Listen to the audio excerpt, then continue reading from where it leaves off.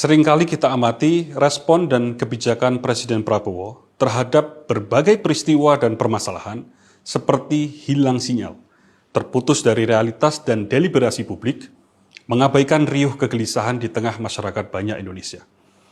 Seperti klaim statistik MBG yang lebih sering bernuansa positif sehingga mengecilkan dan sekaligus menormalisasi di saat yang bersamaan berbagai permasalahan di lapangan yang seharusnya menjadi objek evaluasi mendesak. Sehingga relasi yang muncul adalah karena pemerintah merasa tidak perlu ada evaluasi, maka kitalah yang harus mengevaluasi pikiran kritis kita dengan cara memaklumi keracunan MBG yang terjadi di mana-mana. Atau mempercayai kuantitas dan kualitas MBG itu sudah baik dan berstandar tinggi. Atau menerima keputusan jika anggaran pendidikan dipotong ratusan triliun demi MBG. Perjanjian dagang dengan Amerika Serikat sebagai contoh selanjutnya adalah sebuah kekeliruan logika yang brutal karena mutlak menempatkan Indonesia ke dalam posisi yang terjajah total. Apakah Presiden Prabowo benar-benar telah membaca baris demi baris isi perjanjian 45 halaman tersebut? Di dalamnya, Indonesia dituntut untuk melaksanakan 200 lebih kewajiban, sedang Amerika Serikat hanya dituntut melaksanakan tak lebih dari 9 kewajiban. Intinya, perjanjian tersebut adalah perjanjian menjajah-dijajah. Yang dijajah harus mengizinkan 99% produk yang berasal dari negeri yang menjajah masuk tanpa tarif sama sekali. Yang dijajah tidak boleh banyak tanya perihal sertifikasi, kesehatan, kelayakan, kehalalan, berbagai macam produk dari yang menjajah. Dan harus melonggarkan hingga meniadakan berbagai sertifikasi yang sudah berjalan tahunan di negeri yang dijajah.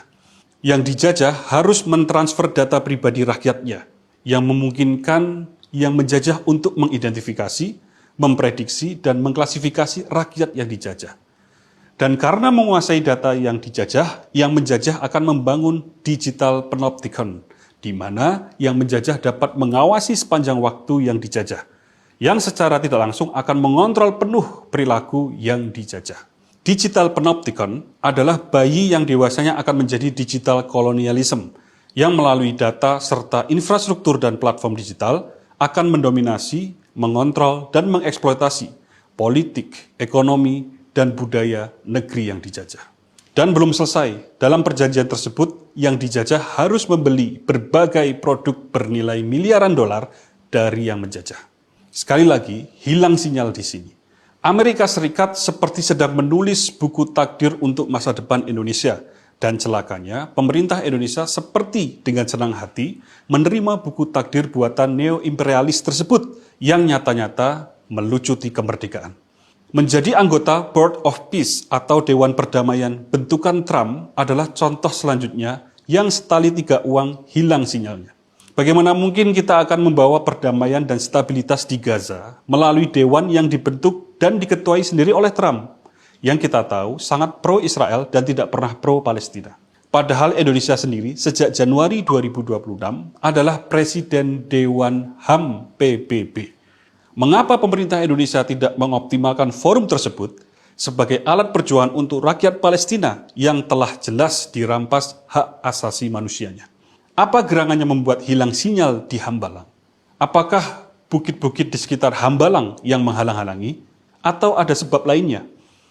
Tapi di era serba digital saat ini, Pak Presiden seharusnya bisa lebih mudah mengakses informasi dan menyerap aspirasi.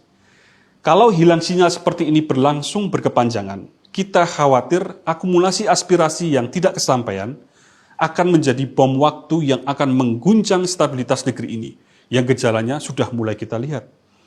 Untuk itu, saya berharap Presiden Prabowo bisa bergegas menyambung sinyal yang hilang untuk mendengar berbagai informasi dan kondisi di lapangan. Jika memang ada bukit-bukit di sekitar yang menghalangi sinyal untuk datang, sebagai seorang presiden yang merdeka, tentu tidak sulit bagi Bapak untuk mencari puncak yang lebih tinggi. Semoga sinyal yang hilang segera kembali ke Hambalang.